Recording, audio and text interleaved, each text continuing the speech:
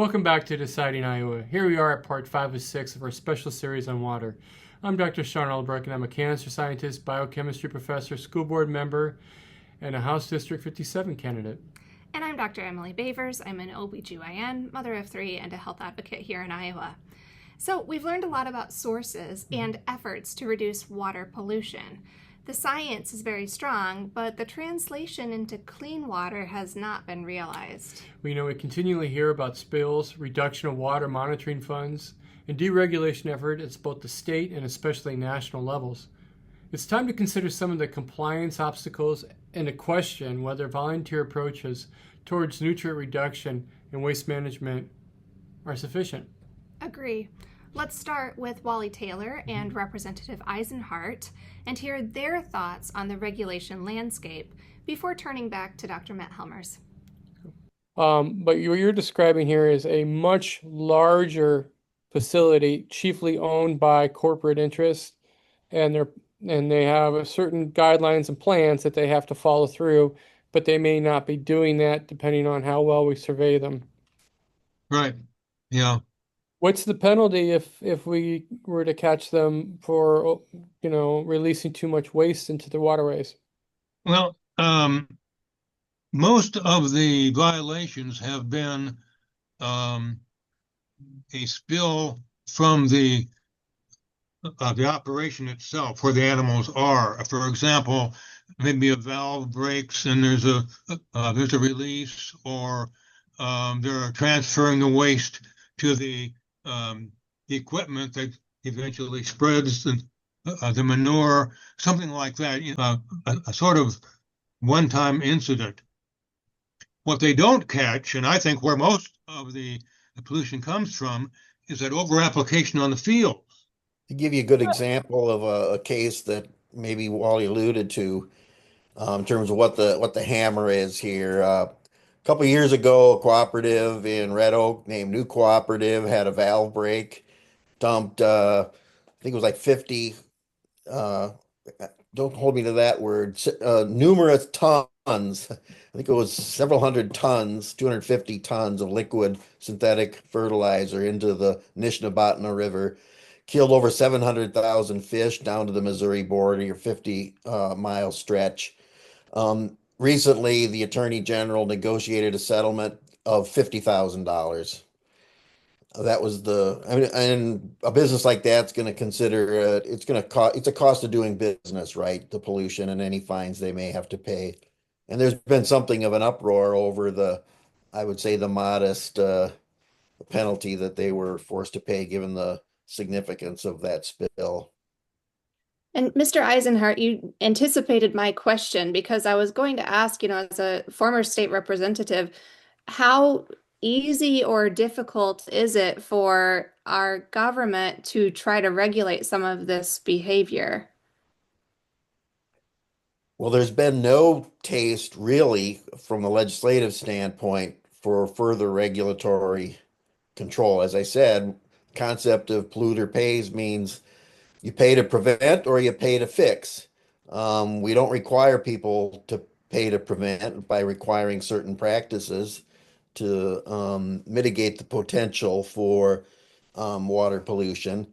And the pay to fix, as we said, is woefully inadequate compared to the damage done. The bottom line is the Environmental Protection Commission is appointed by the governor. The governor has not made this a priority, so has not appointed people who are going to be hard on the polluters, in my opinion. And even if they wanted to, the law says the maximum fine they can impose is $10,000. And if they think it's a bigger problem than that, they have to refer it to the Attorney General, who can then negotiate in secret a settlement and just publicly announce the result. We've offered some bills in the past to increase that maximum. Bill I introduced would say the commission can go up to $25,000. So if people thought the penalty might be higher, maybe they would start thinking again about managing and better using better best practices. Representative Isenhart, you've mentioned PFAS being high in Dubuque County, and there's been a lot of news about PFAS especially this past summer. Here in Waverly, we had one of our eastern wells, that 4 wells that we draw our water from, produced high PFAS numbers that they needed to dilute down and correct. But one of the things that I've been seeing a lot of is this talk of sewer sludge. And the idea is that these municipalities that clean the water generate some amount of biosolid waste, and that it's being sold or used as fertilizer, perhaps on commercial property or even on agricultural property. But the caveat or the idea of it is that through this creation of this sludge, that they accumulate PFAS. And so what we're doing is a loop where we're putting that onto the ground, and then it's washing back, and then as it says, it's a forever chemical. It's very hard to get rid of. And so what I don't understand or know, and perhaps the gentleman could answer, is how much of the use of biosolids or sewer sludge is used in the state as a source of fertilizer. Obviously, we have a lot from the CAFOs and other things, but what is your estimation? I think the short answer is we don't know, because there hasn't been a concern. In fact, our current legislation, current statute, and it was recently amended to change some words around, but in the agriculture industry, what you put on the land is called a soil amendment or a soil conditioner, things you wouldn't normally see on the land. And biosolids could be considered one of these. And there is a general proposition in the code that you can't sell things to a farmer that will degrade or damage the land or have some other negative effects. But in this particular case, I can tell you that in the relationships I've developed with other legislators from other states through groups like the National Caucus of Environmental Legislators, the National Conference of State Legislatures, in the state of Maine, there were a number of producers who have documented the destruction of soil and the personal negative health effects of putting waste biosolids on their land to the point where that land has become unusable. And so that what they've experienced there, as an example, has not really led other states to look more seriously at that issue. I did offer a bill that would have said that any biosolids at least from a public facility that is offered for land application must be tested. And if it has any presence of PFAS or other contaminants, that it can't be applied. Um, that bill was not taken up, and nor was an amendment approved to that effect. So, to a certain extent, we're putting our heads in the sand with a lot of the issues that we're seeing out there. I think biosolids should be put in the landfill. I don't see any other way to deal with it. Thank you. So, should Iowans living in these various parts of the state where we know about contamination be concerned over the quality of their water? Should they be doing something different than drinking their tap water? Well, they should be concerned, and I suppose they could put reverse osmosis or something on their drinking faucets, but hopefully we could do something better than that. And I think it's going to take some better legislation, some better regulation from the DNR. I know regulation seems to be a dirty word anymore, but I like to turn it around and say it's not regulation, it's protection. And if we don't have the regulations, we're not going to be protected, because somebody, maybe a lot of people, are going to push the limits, maybe not do what they should be doing, and that's why we have regulations. I would say that I don't think this is necessarily a need. There's not necessarily a need for individuals to panic. I mean, they're not going to drink from the normal sources and fall over dead the next day. I think you, as a healthcare professional know that the chronic effects of drinking contaminated water over long periods of time pose the biggest hazard. And by the time you deal with them, the damage is done. And I think the increasing cancer rates in Iowa, one of the two states I think that has continues to maybe the only state that has increasing rates of cancer, and I think we're second highest in the nation behind Kentucky. Um, that those are some of the things that we need to be concerned about, and nitrate levels in particular above the current threshold of 10 parts per million. Some studies have shown ill effects from consumption of water that routinely contains nitrate down to 5 parts per million, maybe even less. You'll see the Harkin Center, the Harkin Institute, along with the Iowa Environmental Council, have taken up that issue, and they're doing some public meetings around the state to gather input on that. And I expect that that process will result in some findings and maybe some recommendations down the line. So I think that's where the focus should be. What are the long-term health effects? And that's where really policymakers and legislators should be doing their best work, looking out for the public interest and the public good 3, 5, 10, 20 years down the line, and not being so reactive to the disasters we might read about on a daily basis. What one of the conversations we're having is involves nitrogen or nutrient reduction efforts, especially spearheaded out of the Iowa State and their collaborators. But we've seen a lot of these programs come in that will create buffer strips and bioreactors and certainly work with the farmer as far as how much nutrient load you might need on a given acre of land.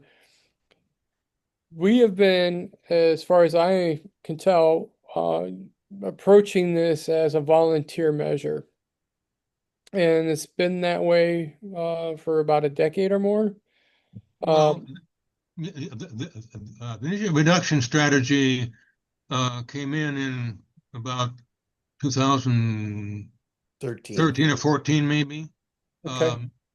It was a result of a 2011 letter from the EPA telling the states along the Mississippi, the upper Mississippi, that they needed to take some drastic action to reduce, maybe hopefully eliminate someday, the dead zone in the Gulf of Mexico. And so that's how the nutrient reduction strategy came about.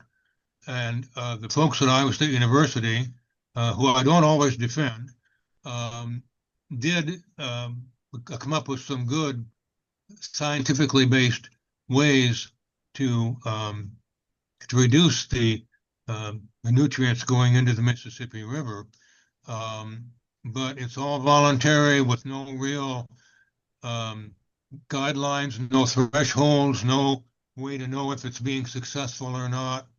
And in fact, we did have some sensors in some of the more important rivers and streams to detect, the amount of nutrients, but the legislature withdrew funding for those. So we don't have a good handle on that. And, certainly there are farmers who are doing the right thing, trying to do cover crops, buffer strips, and so on. But too many of them are not, and without a good a set of regulations and requirements, I'm not sure we're going to get to where we need to be. And Well, as you Wally mentioned, said, just to quickly add to what Wally said, the science is solid, but we'll never get practices on the land at a scale necessary to make a difference in the streams themselves. And that's where we need to think hard about what the future is going to be. And I don't see that changing unless people who care about this issue make it their number one issue. And people like the Secretary of Agriculture, the governor, and legislators, they make this their number one issue. And elected officials start winning and losing at the ballot box over this issue. I think that's what it takes to get the attention of policymakers. Well, and as you said earlier, was discussed earlier, this isn't really our small farmers or, our smaller agricultural operations, although everybody plays a part in this. But really, knowing that we have this huge agricultural economy here, we need to give our agricultural producers support to explore these clean principles and also give them motivation to integrate them into their practices. Going through a program that is voluntary versus maybe having more regulation. Based on how things have gone at this point, do you have an opinion as to the potential to maintain a voluntary program, or are we going to have to maybe change the voluntary program, like Emily said, work on more incentivization?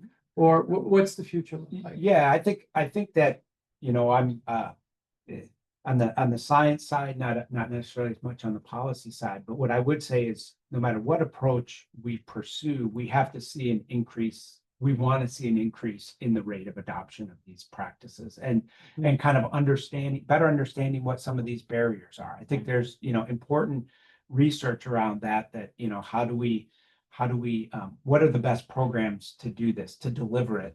So I think that no matter what we do, we really need to see an increase in the adoption of these practices. And, I think that any type of system that we have is going to have some challenges with it. How do we make sure the practices are getting implemented and also performing like they need to be? So we could put in some practices to meet some goal as far as the number of practices, but we also want to be sure that they're functioning and performing as we would expect. And so, one of the things that is happening, it gets talked about a little bit, but there's quite a bit of I would say evaluation and monitoring on a subset of these practices that are going out there on things like bioreactors, wetlands, saturated buffers.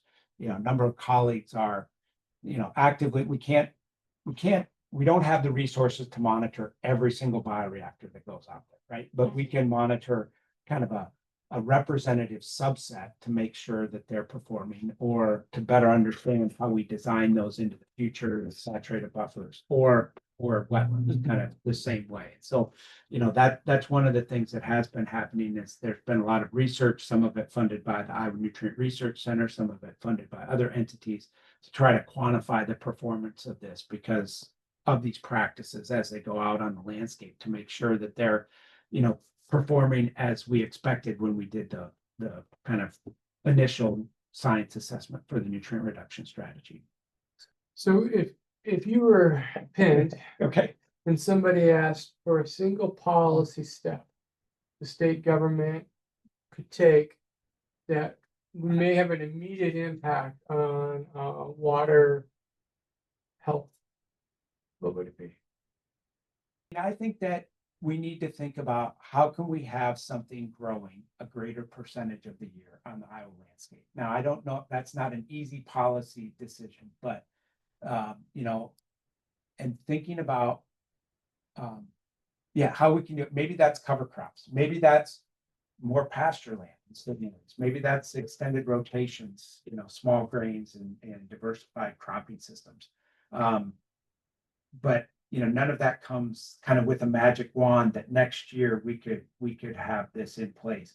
I also want to see things like, I've done work on prairie strips. And so how can we strategically site prairie to slow water runoff, maybe intercept some of that water that's moving below ground and providing a lot of other habitat values on the land.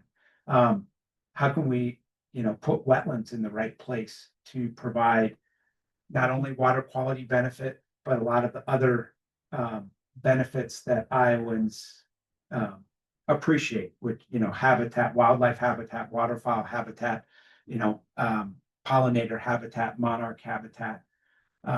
So I'm not answering that question, and it's The landscape. yeah. So maybe my ideal would be, I'd like to picture the landscape having more diversity. I think that as we think about it, we still have the best soils, some of the best soils in the world. Yeah. And we are going to need crops that need aerated soils. What those crops are in the future, I don't know. I did have somebody tell me one time, Matt, we've grown corn and soybeans. We've always grown corn and soybeans. We always will grow corn and soybeans. I said, well, actually, that's not the case because soybeans really weren't introduced here until after World War II. So prior to that, there were hardly any soybeans grown. It is interesting to note, though, that we've grown about 10 million acres of corn since the 1920s. But what's changed is, that those other things that were grown. We used to have a lot more diversity of things that were grown. I say that to say that there may be opportunities into the future for thinking about how we diversify that landscape. And there are a lot of people that are doing great work on that. Practical Farmers of Iowa is a great example of really working with local groups to try to, develop markets for some of these. But my long-term, I guess, would be that we'd see some of that more diversity on our landscape, and that may take different shapes in different parts of the state of Iowa. Matt, I think that's a good place to Okay. close. And we thank Dr. Matt Helmers, Director of Iowa Nutrient Research Center from Iowa State University, for joining us on this episode of Deciding Iowa. Emily, I've learned a lot. I've learned so much today. And It's been really fun. please continue to do the great work for the state and beyond. And thanks for coming. But thanks for the opportunity to visit tonight. Wow. An ounce of prevention is worth, wait, what's the saying? Well, it's probably worth more than a $50,000 settlement. Wild. The penalties for non-compliance are woefully inadequate deterrents. The current Iowa administration has not made protecting Iowa's water a priority. And based on current pollution of our waterways, the volunteer nutrient reduction efforts are not working. We need change. I agree. Shawn and I will be discussing what Iowans can and should do to clean up their water in the final episode. Stay tuned. Be well, Iowa.